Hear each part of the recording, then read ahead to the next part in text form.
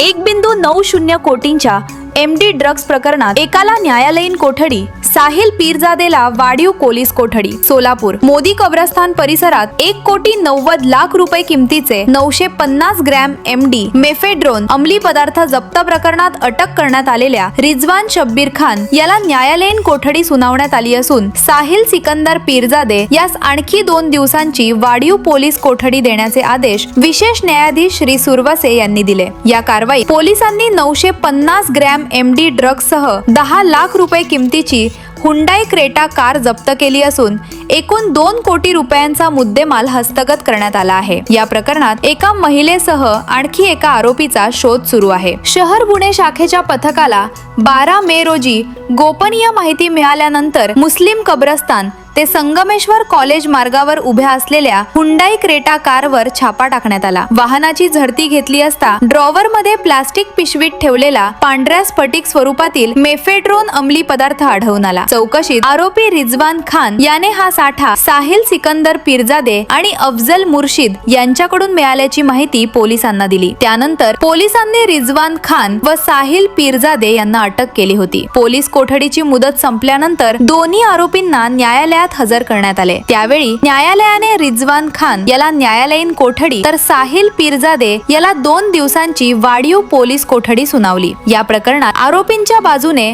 Advocate Shailesh Potphode तर सरकार पक्षातर्फे ॲडव्होकेट दत्तूसिंह पवार काम पाहत आहेत.